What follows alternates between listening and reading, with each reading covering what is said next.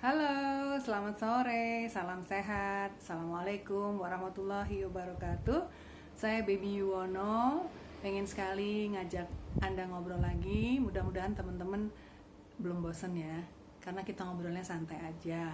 Kalau suka dengerin, kalau nggak begitu cocok lewatin nggak apa-apa. Oke, masih berpuasa, semoga sehat dan tetap kuat ya.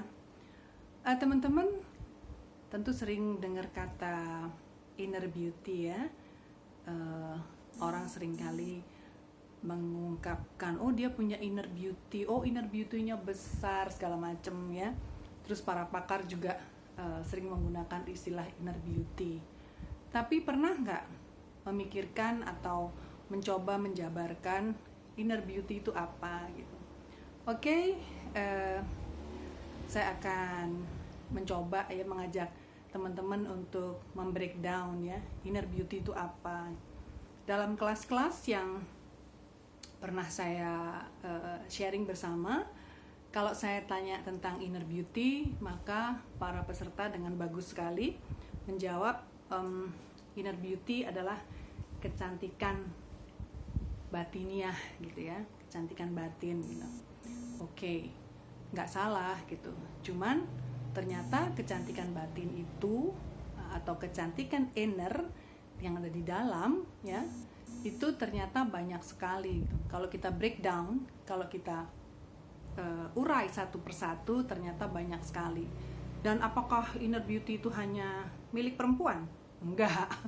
Inner beauty itu adalah kekuatan dari dalam ya, kekuatan positif ya, yang ada dalam diri kita. Itu seperti sejenis kalau dalam soft skills itu intrapersonal power gitu ya.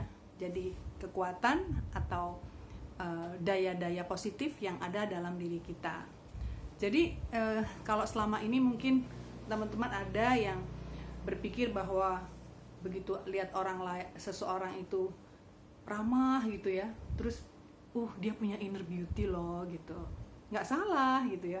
Atau misalnya kita lihat seorang yang sangat smart gitu ya, sangat smart, kelihatan enak diajak ngobrol macem-macem gitu, wawasannya luas, lalu Anda akan berpikir, wow keren ya, inner beauty-nya kelihatan banget gitu, cerdas. Nah itu inner beauty dalam hal kecerdasan. Kalau yang tadi inner beauty dalam hal keramahan ya. Ada lagi inner beauty yang lain ya. Jadi ternyata inner beauty itu bukan satu ya, bukan hanya soal charming atau ramah, tetapi banyak sekali yang lain. Kalau kita jabarkan lagi misalnya, apakah sikap teliti ya, ketelitian itu bukan inner beauty? Iya, karena dia merupakan sebuah daya positif dari yang ada di dalam diri kita.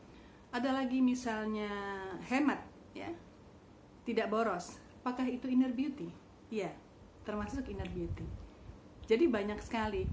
Jadi di sini saya ingin mengatakan bahwa everybody punya inner beauty ya. Jadi jangan sampai kita ngiri ya, itu orang inner beauty-nya kelihatan, itu punya inner beauty. Terus saya kok nggak punya inner beauty ya? Enggak, setiap orang pasti punya inner beauty. Karena setiap orang pasti punya kelebihan. Misalnya gini, ada orang yang sering kan kita melihat orang yang nggak cantik gitu, tapi dia kemana-mana tuh look fresh gitu. Karena dia apa? Dia rajin merawat diri, rajin mandi, gitu ya, rajin berdandan, dia selalu chic ya. Nah itu berarti ada inner beauty yang namanya rajin untuk merawat diri, rajin untuk menghargai diri. Itu inner beauty juga, itu kelebihan gitu ya. Nah jadi bagi yang selama ini merasa nggak punya inner beauty, jangan merasa begitu lagi, karena pasti punya gitu ya. Misalnya kalau Anda rajin, Anda tulus, Anda ikhlas, Anda orangnya giving ya, senang memberi gitu, itu inner beauty gitu ya. Tapi kalau bangsa orang yang suka gosip-gosip nggak jelas gitu ya, yang niatnya tujuannya untuk hal yang kurang baik, itu bukan inner beauty kalau itu ya. Jadi jelas seperti itu. Jadi yang positif itu yang muncul dari diri kita, itu inner beauty. Misalnya keinginan semangat untuk belajar. Apakah itu inner beauty? Iya. Saya pengen supaya saya bisa berbusana dengan serasi gitu ya. Saya pengen belajar. Itu namanya inner beauty. Ada sebuah semangat untuk maju. Ya. Banyak lagi. Ada banyak hal yang bisa kita sebut sebagai inner beauty. Ya, termasuk kalau kita misalnya helpful, kita penolong gitu ya, tanpa harus berhitung. Karena suka ada begini. Ada orang minta tolong. Saya mengundang ibu yang itu dong, saya butuh nomor teleponnya nih. Nah, kalau orang yang tulus, dia akan langsung, ini saya punya. Tapi kalau orang yang berhitung, dia akan menghubungi si orang tersebut, kemudian dia memposisikan diri sebagai agent, sebagai broker gitu ya. Artinya ya dia membantu, tapi membantu yang menguntungkan dia gitu.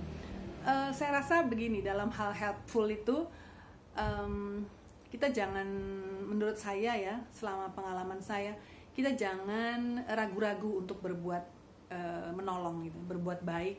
Jangan ragu-ragu. Kalau ada orang butuh, kalau kita memang ada, spontan kasih aja gitu. Jangan terlalu berpikir bisnis gitu ya. Karena itu nanti kalau kita banyak berbuat sesuatu bagi orang, bagi isi semesta ini, nanti insya Allah semesta yang akan mengganti kita dengan hal-hal yang positif juga. Saya rasa begitu aja. Nanti kalau ada hal-hal yang pengen diobrolin, bisa hubungi saya di mana aja. Terima kasih, thank you. Wassalamualaikum warahmatullahi wabarakatuh. Bye.